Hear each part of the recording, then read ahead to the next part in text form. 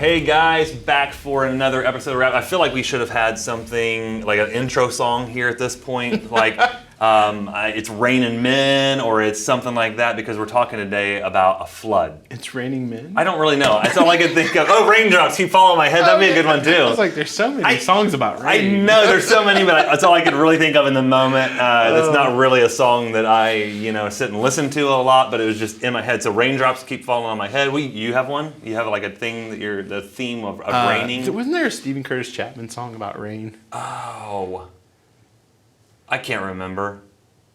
Possibly. Yeah. Not really sure. A lot of songs about Why rain. can't we not think of any songs Oceans, that have that's kind of watery. Yeah, I'm just thinking about like Raindrops. Anyways, as we sit and talk about obscure songs and everybody's questioning me right now, I was like, it's Raining Men. I don't get it. I don't know. Just in my head for some reason. We are today talking about Noah, flood, ark. And last week, of course, we talked about Adam and Eve. Mm-hmm. Sin, garden, how all that enters the world, and people are like, great, let's move past that. Yeah, we don't. Yeah, and it got worse from there. We don't get to do that. In fact, as I continue to study, and like next time we come on here, this first section of the Bible, Genesis 1 to 11, wow, it is just messed up. I mean, Genesis 1, Genesis 2, that's good. Creation, Adam and Eve are put into the garden. Everything like, wow, this is really great. Genesis 3, it doesn't get it. There is no better, It just spirals really quickly. It does. Genesis 3, the fall of man. Genesis 4, Cain kills Abel. Genesis 6, where we are today, flood, and I have to start everything over again. Then you get to Genesis chapter. There's all the stuff that happens in there, but Genesis 11, another biggie, Tower of Babel, which we don't really talk about, but it's just spiraling out of control. And one thing that we've talked about, and we try to emphasize, is number one, we really have to, again, the Bible is one unified story. There are themes that carry all the way through the Bible, but the Bible does have certain subunits to it. Right. And one of those is Genesis 1 through 11 is sort of its own subunit of, if you will, like the beginning of history and mankind. Kind of the backstory. The backstory of like, why are we the way we are today? Yeah, why are we so messed up? So we're going to talk about next time, once we get past Noah and the ark today, we start to talk about Abraham, and that begins kind of another subunit. The same themes are going on throughout the whole time. But like I said, it's very important just to kind of get that idea that we're in this subunit of, like, I just call it the spiral, man, the downward spiral of society. And so, like I said, we're going to talk today and continue to talk about this concept of sin and sinfulness, but above that, and again, what's going to carry us also into next week, is this concept of obedience and faith. And I guess just, man, there's so much to talk about with Noah and the flood. I mean, how do you try to compress all this down and talk about? What to you stands out in the story of Noah and the flood? What I think stands out to me is the fact that Noah was the only one. And I think about that, how much it's not said as much in the account, but he had to have been really ridiculed. Oh, yeah. I mean, the dude was building a boat in the desert. Yeah, hundreds of miles from telling them the water ocean was going to fall from the sky. When they'd never seen that before, and yet he kept going. Kept going. He did everything just as the Lord had told him to do. Yeah. And I think that screams of dedication to God. And even in the times when he could have given up. Yeah. And it was probably back-breaking labor to build that boat. I mean, how long? Boat. How long? Remember? It was like 120 years. 120 years. I mean, it was a long time. And again, he's not just building a boat, too. He's preaching at the same time. Yeah. Preaching this for 120 years. What's very interesting about this, and again, something we haven't really talked about yet, not even on Sunday morning, is as you're moving through the beginning of Genesis, there are what they call in Hebrew the toledot, which means generations. Mm-hmm. And so you'll notice that something happens, like, for instance, Adam. He is the beginning of a generation. And then what happens is you move through the end of of the first section of Toledot. It ends as Noah begins, and that he is the second section, the second Toledot, the second generations of what happens in the book of Genesis. And what's really interesting as we continue to kind of follow this story, and this is what's so great about this Bible journey that we're in, this Bible engagement, is I've never really seen the story like this and how things continue to recur over and over again. And it's almost as if you get to the end of one generation, or Toledot, as they would say in Hebrew, it's almost like all hope is being lost. Like this is the last chance, for this generation. And then you have someone like, for today, Noah comes on the scene. Right. And then all of Noah's generation, and it ends with, and again, I'm getting a little ahead, but want to make a good seg for next week. At the end of Noah's generations is a man named Terah. And Terah is the father of Abraham. Then Abraham begins a whole other section in the Bible. So it's almost like the candle is being snuffed out every time, and then somebody comes into the story to kind of try to. And again, we've talked about this, right? This is not a mistake, because I'm convinced that the whole biblical story is a process and a kind of a cycle of creation, decreation, or devolution, or goes back into chaos, and then recreation. Right. So it's almost like God's interjecting life in there every. He is. He's saying, "Oh, you may think that it's coming to an end, but I'm just getting started, and I'm starting a new beginning." Right. Whether it be Adam, whether it be Noah that we'll talk about today, whether it be Abraham we'll talk about next time. There's always someone that comes in until we eventually understand that everything pushes and points towards Jesus Christ. Well, and it kind of gives you that symbolism of the sacrifices, right? The Old Testament sacrifices, where every time they had to go back and re-sacrifice. And every time you're seeing someone else come on the scene and pull God's people together. And then finally you have Jesus, who just does it once and for all. Yeah, exactly. That's why it says in the New Testament, Jesus was the sacrifice once for all. No need for sacrifice anymore. He's it. We don't need to keep going through this process and this cycle over and over again. He's it.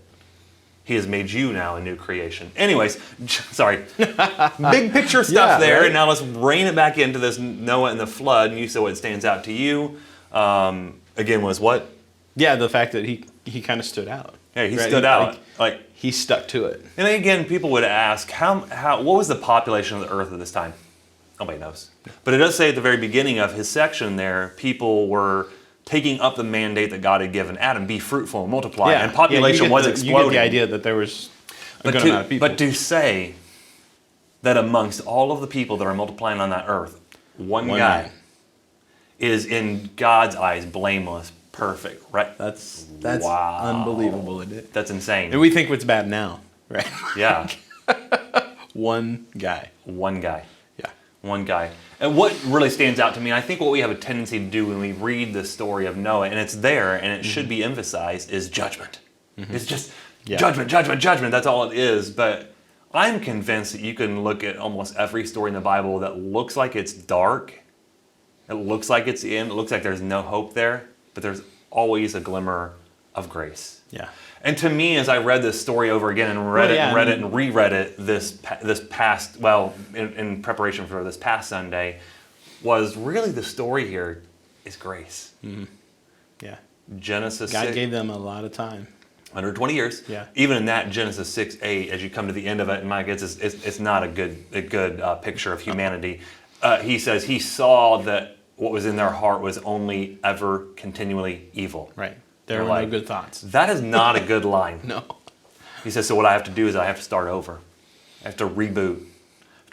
Literally the word there is blot out. Well, and he rebooted all of creation. Rebooted all of creation. Not just the human world, right? Like all everything. Of creation, but it says in Genesis 6:8, but Noah found favor with the Lord.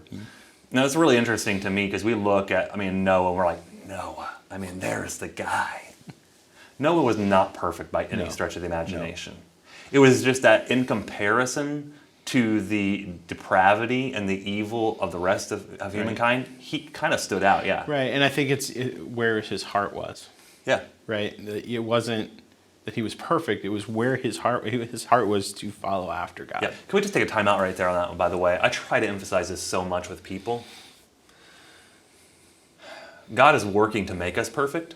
Yeah. through his son, Jesus Christ. But we understand this side of eternity, we're never going to be a finished product and perfect. And what God really desires most from any of us is our obedience. Yeah.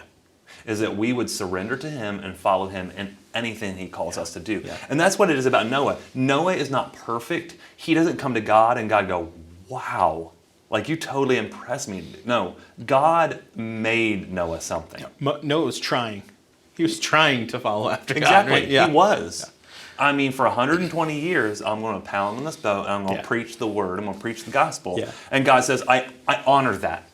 And guys, I would say that for any of us. Like, God is not asking, man, you got to be perfect or I'm just going to, you're done. I'm going to zap you.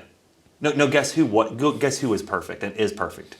Yeah. Jesus. He's our perfection for us. We in grace get that from Jesus. Everything about Noah is only because of grace. Yeah.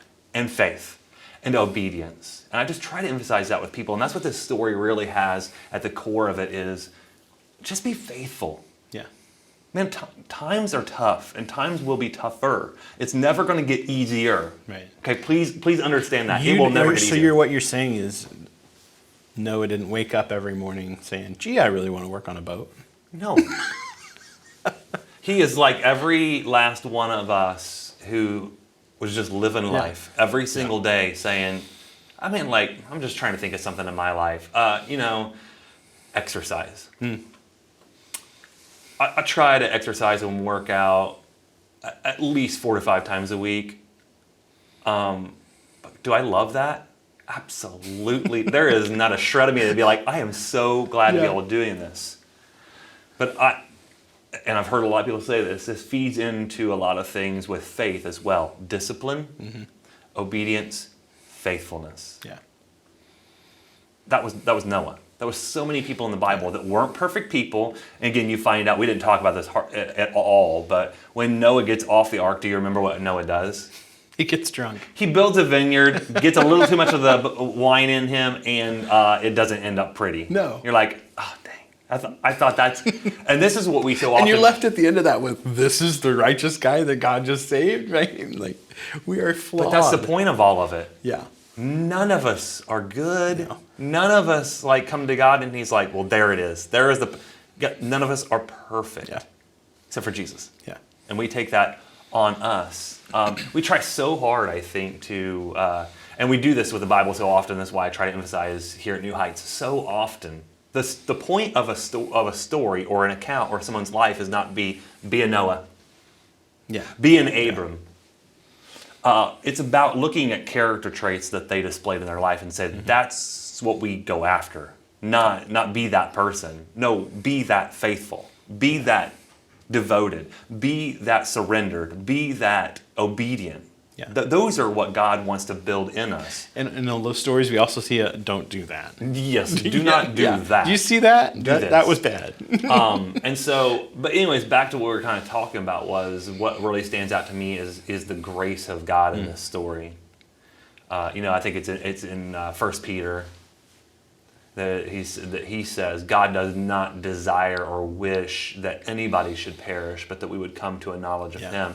And because of that, don't mistake his saying that he's just waiting too long and that he's never going to do anything. It's his patience, his long suffering that really is what shines. Yeah. And that shines in this. There's a good reason he's not. There is a good reason. There's a good reason he's not just blasting this earth and scorching it, So it's just fascinating to me. So much grace in all of that God is waiting 120 years. He's saying, no, you got to preach this. People listen. And at the end of the day, how many people listen? Just him and his family. Him and the family. Eight people. 8 people total. I just said that on Sunday. I often pray to God, please don't let that be my lot in life. That I faithfully serve for how many ever years, and then I get to the end of it and be like, nobody that I really know of came to Christ. But that's the story of so many people, especially some of the earliest missionaries from the U.S. to places. They toiled and they sweat and they went through all kinds of dangerous situations and didn't see any fruit for years. 5 years, 6 years, 7 years. And some of them after their death even. Yeah. But that's the part. That's the point, and that's a part of faith. Is so many times in life we go through things and we experience things and we have challenges. We're called by God to do something. We're faithful to do that. And man, we might go to the grave and guess what? We never see it. Yeah. Well, I think that's why the Bible is so closely linking faith to a seed, right? Like a seed you put in the ground, and you may forget you put it down there, right? But all the time, it's going to produce fruit, right? Yep.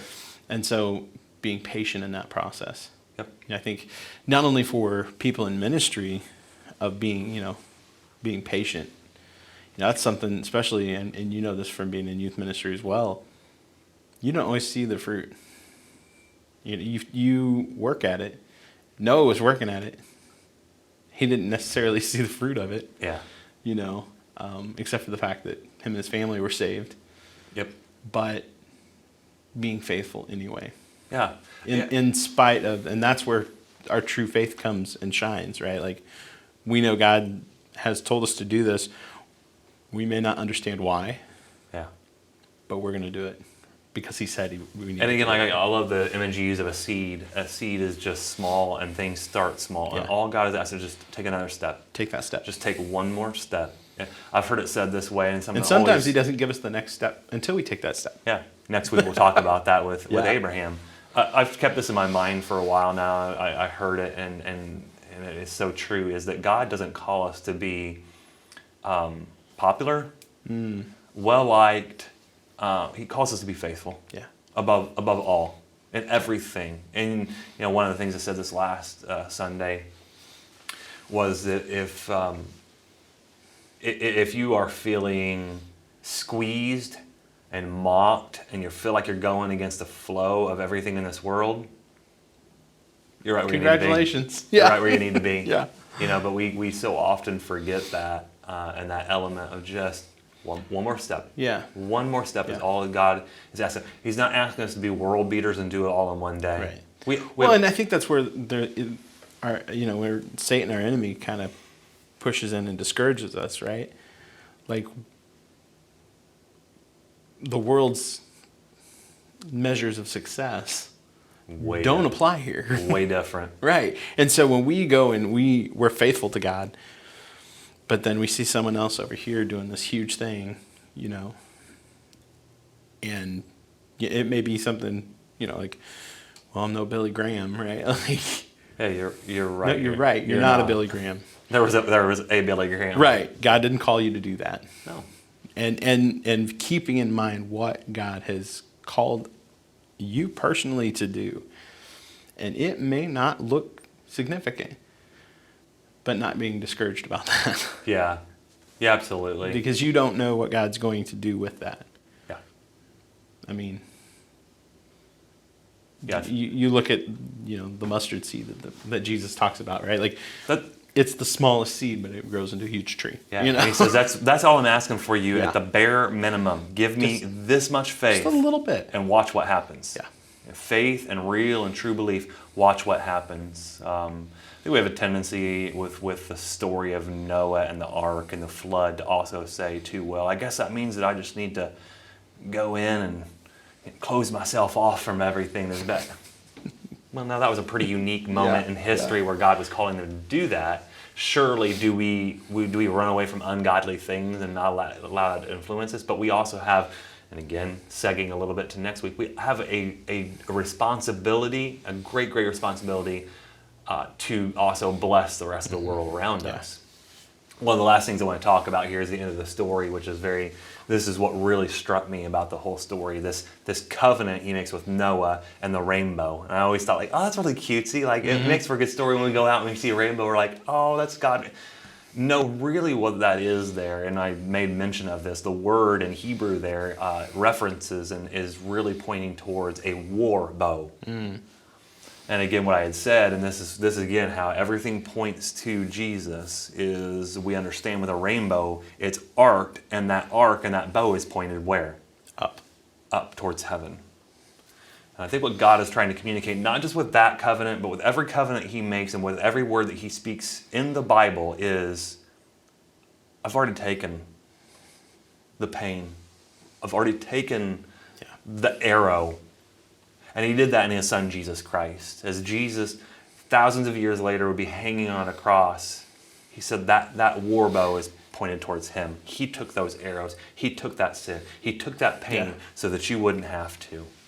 And I think, just like I said, this is just, it's all every time about grace. Yeah. And the goodness of God. And yes, guess what? Sin is nasty and it will be judged, and God hates sin. Yeah. But he only does that because he cannot allow his creation to be stained in that way. Yeah. He loves his creation. He loves his people too much for that to be what defines our life. Right. And he says, I'll take that upon myself so that you can be made right and whole and a relationship can be established with me again. And he does that in his son, Jesus Christ. And again, that's the hope that we have, not just here and there or on Sunday mornings. That's the hope we have every single day of our lives, that we live in the reality that Jesus has come, that Jesus has died, that Jesus has rose again, that he took all of that pain and nastiness and sin upon himself so that we could be made right with God and have a relationship with him. And that's all we want for anybody, whether it's a Sunday morning, whether it's a rap episode, whatever it may be. Our whole message and Christianity's whole message is and should be that there is hope. Yeah. There is hope every single day, that we would plead every single time that people would come to know Christ, surrender their lives to him, be made new. Get in the ark. Yeah, get in the ark at the end of the day is what we really try to say. So as always, we are so grateful. We are so honored that you would even take time to watch what we have to say. Yeah. But again, it's not really what we say. It's just what God's word is saying, and what it's kind of what we're trying to say through us and God's word through us. And so we just ask that you always just kind of consider what just this particular story is saying, what we've talked about today, and what God might be saying in your life, that you would listen to him, be obedient, be faithful. Until next time, we will see you guys then. We'll see you guys.